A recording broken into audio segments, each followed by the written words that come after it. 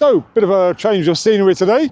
We travelled north, as you know, toward Inverness, and we stayed not far from Inverness last evening on a camper van site, which was quite pleasant. And we are now heading south. We're driving through the Cairngorms, which are the big snowy mountains you can see right here. Very nice place. We'll just have a zoom in on that one.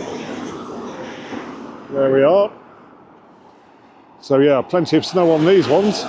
We're currently heading for Falkirk.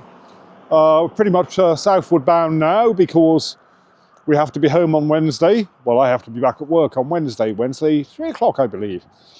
So yeah, objective today is to get to Falkirk. The Murgatroyd wants to have a look at the Kelpies, which are big horsehead sculptures. We'll get to those before too long, I would imagine. We're probably about an hour and a half, hour and 3/4 from Falkirk. If anything grabs our interest along the way, we'll be stopping off to have a look at it. Oh yes, we will. See you in a bit.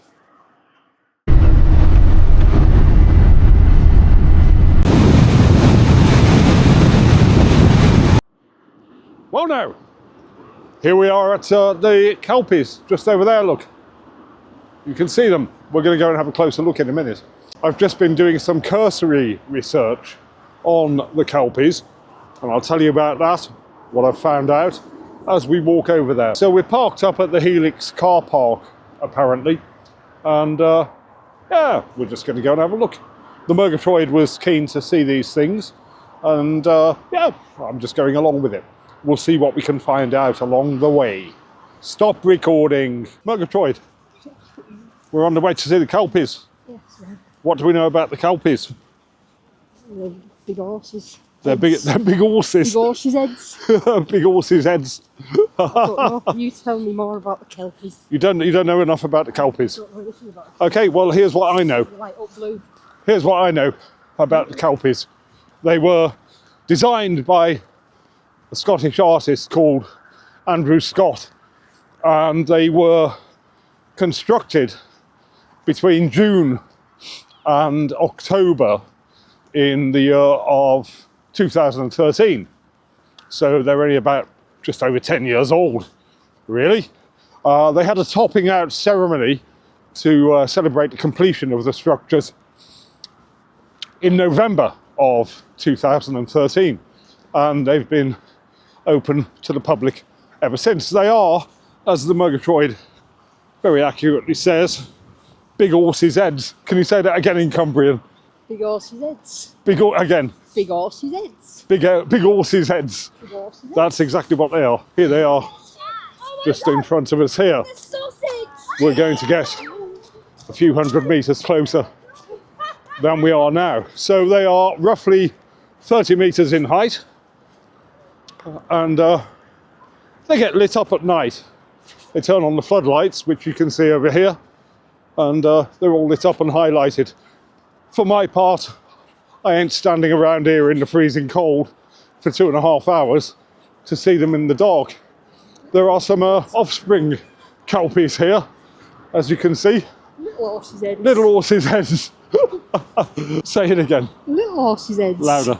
Little horses' heads. Little horses' heads. There's a bit of a visitor centre where you can buy all the tat you might want. There's a coffee and cake stand. But we're here for the main attraction, which is the Kelpies themselves. Okay, so now I've got to do a standing still bit with the Kelpies in the background. It really is freezing cold here today. We had a bit of a problem last evening with the diesel heater that's fitted in the van. We've kind of narrowed it down, or more accurately, the Murgatroyd has narrowed it down to a problem with the wiring. We tried to buy new battery terminals for it from Halfords earlier in the day. We've fitted those. It's still not working correctly. We had a very cold night last night in the camper van, and as a result of that, we've decided today we're staying in a hotel overnight. So it's booked. We're going to a Premier Inn. You know what you're getting, 60 quid. Hopefully we'll get a bath, certainly get a hot shower. It's going to be all right. So anyway, here are the Kelpies. What do we know then? So what is a Kelpie is going to be the first question. In Scottish folklore, A kelpie is a water-living, shape-shifting entity that is capable of transforming into the shape of a horse when it's on land. And it has, legendarily, a reputation for enticing largely women and children onto its back and taking them for a ride. Problem is, they end up having a watery grave. They are murderous, shape-shifting monsters. But here they are being celebrated as a part of Scottish folklore. Apparently the thinking behind the installation here is that it combines the industrial heritage of Scotland with its folklore, a combination of art, science and technology, as it were. Well, they're quite impressive. It makes you wonder how big the whole thing would be. Clearly it wouldn't fit in an area this small. But there we are. These are the Kelpies. Well worth a visit. We'll see what the Murgatroyd thinks as we have a walk around them. Oh, Murgatroyd! Wait for me. Oh, we're getting a little dance, look. We're getting a Murgatroyd dance. I do like a good Murgatroyd dance. So yeah, of course, the industrial heritage that's being represented here is all part of the canal system. And there's a canal lock over there with the Kelpies standing above it. I mean, it's a massive feat of engineering, isn't it? Bolted together bits of metal in the shape of horses' heads. Yeah, I'm impressed. I'd be more impressed if you go up inside them and hang off the edge of the horse's mouth there, but I don't think that's going to happen. Speaking of folklore and other kinds of mythology, there is a tradition in the Murgatroyd's family, particularly when she and the granddaughter are going away, where they try to find a wishing well before going to a Premier Inn booking that they've made. And you throw a coin in the wishing well, hoping that there's going to be a bath in the room.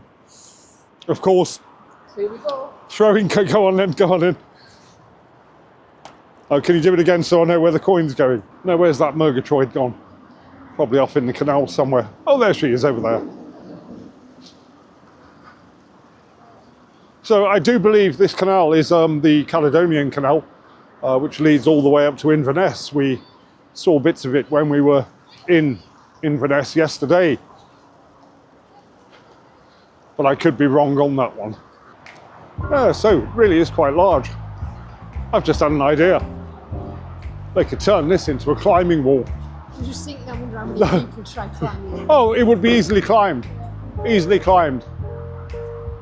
But you could actually cover it in bolt-on holds and make loads of money out of it. That's what climbing has become these days. Yeah, very good. I'm impressed.